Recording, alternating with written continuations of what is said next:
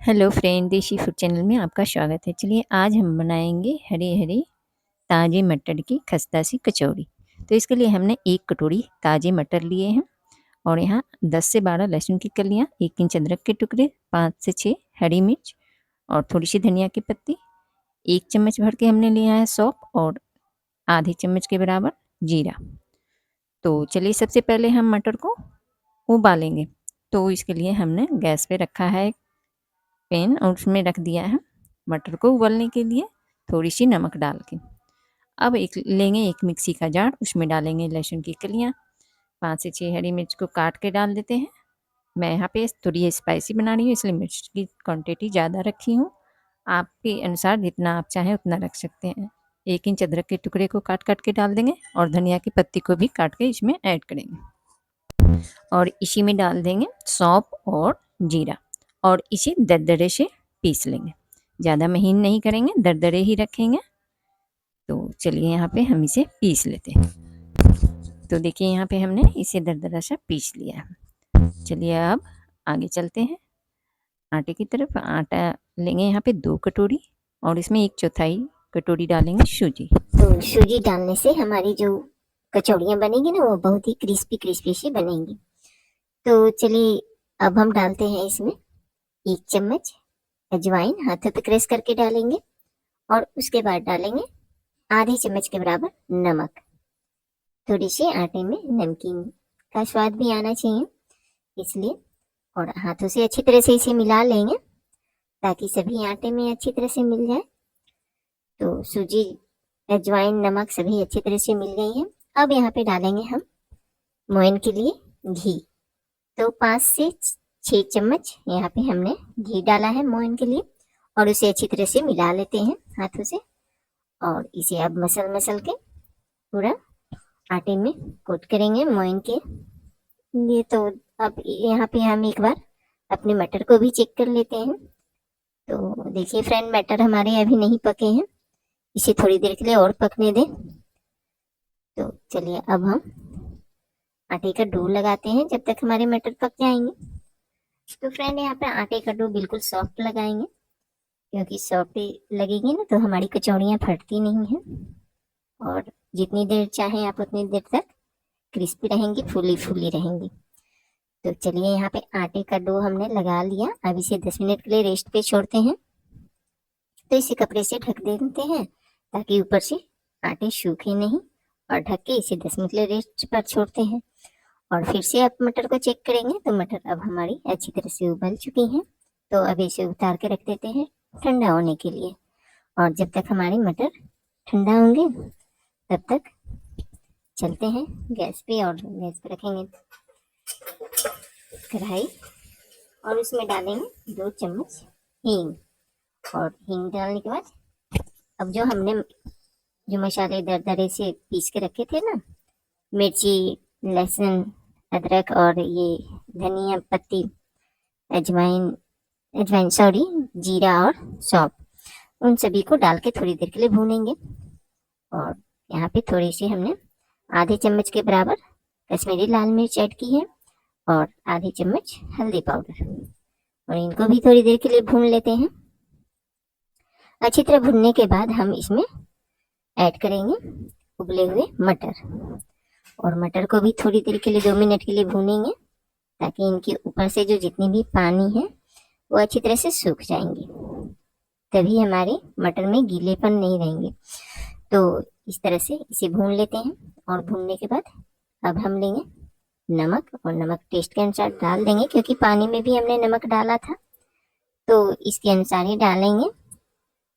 तो फिर नमक को डाल के अच्छी तरह थोड़ी देर भूनेंगे क्योंकि नमक डालने के बाद कोई भी सब्जी अपना पानी रिलाइज करती है तो वो सूख जाएंगी।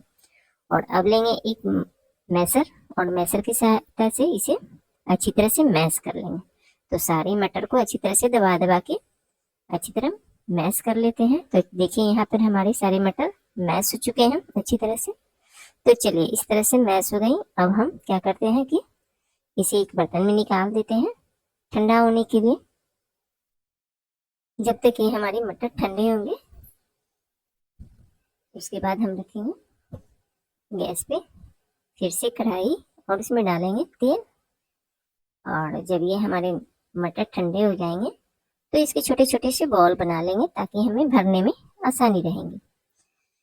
तो चलिए मटर का यहाँ हमने छोटे छोटे से बॉल बना लिया है। तो सारे मटर का बॉल बना के हमने रख लिया।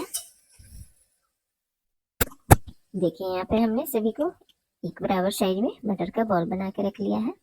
अब फिर से चलते हैं आटे की तरफ। आटे का जो डो हमने लगा के रखा था उसे फिर से थोड़ी देर के लिए हाथों से मसल लेंगे ताकि और भी मुलायम हो जाए। और बिल्कुल सॉफ्ट सी डो लगाएंगे फ्रेंड। हार्ड लगाएंगे तो हमारी कचौड़ियाँ फटेंगी ही फटेंगी। तो यहाँ पे सॉफ्ट सा डो लगा लिया है। अब इसकी लोई बनाते हैं। तो यहाँ पे हमने थोड़े से आटे को लेकर के 4 लोई लिए हैं और इसे अब बनाएंगे। तो इस तरह से गोल गोल लोई बनाएंगे। देखिए ये मटर वाले बॉल्स से थोड़ी सी बड़ी होनी चाहिए, ज़्यादा बड़ा नहीं रखेंगे तो फिलिंग चारों तरफ से ही फैली हुई मिलेंगी आपको कचौड़ियाँ में। तो अब चलिए इसे हाथों से फैला लेते हैं। फैलाने के बाद इसे बीच में रखेंगे बॉल्स को और इस तरह से दबाकर इसे अंदर की तरफ भर लेंगे और ऊपर से आटे को कट करके निकाल देंगे। और इस तरह से हम कचौड़ियाँ की फिलिंग भर के तैयार कर लेंगे कचौड़ियाँ। और अभी तो इस तरह ऐसे ही रखेंगे और एक और भर के दिखाते हैं आपको। तो चलिए यहाँ पे एक और भर लेते हैं और इस तरह से भरेंगे ना फ्रेंड तो बिल्कुल ही फटती नहीं है। बिल्कुल आराम से फूली फूली सी कचौड़ियाँ बन जाएंगी और फटेंगी भी नहीं। तो चलिए इस तरह से भरें और भर के ऊपर से किनारे साइड से पतले रखेंगे और बीच में थोड़ी मोटी रहेगी। और इस तरह से भरेंगे ना तो आपकी एक ही कचौड़ियाँ नहीं फटेंगी। तो इस तरह से हमने भर लिया। अब देखिए इसे हाथों की सहायता से ही फैलाना है। तो अब गैस पे रखते हैं कढ़ाई और उसमें डाल देते हैं तेल। और तेल डालने के बाद देखिए इस तरह से अपने फिलिंग वाली लोई को लेंगे और लेकर इसे हाथों से अच्छी तरह से ऐसे फैला लेंगे। आप चाहे तो हल्का सा बेल भी सकते हैं इसे। तो इसे फैला कर इसी तरह हमने तो हाथों से ही फैलाया है और फैलाकर इसी तरह आप तेल में डालते जाएंगे। और तेल बिल्कुल ही ध्यान से, तेल ज़्यादा गर्म नहीं होना चाहिए, बिल्कुल एकदम बस गर्माहट उसमें सिर्फ आ जाना चाहिए। ज़्यादा तेज गर्म में न डालें, नहीं तो कचौड़ियाँ फूलेंगी नहीं, पिचकी पिचकी सी बनेंगी। तो बिल्कुल देखिए हमारी एकदम नॉर्मल गर्म है, एकदम हल्की सी गर्म है तेल। और उसमें डाल दें और इसी तरह मीडियम आंच पर पकने दें थोड़ी देर तक। इसे कुछ ना करें।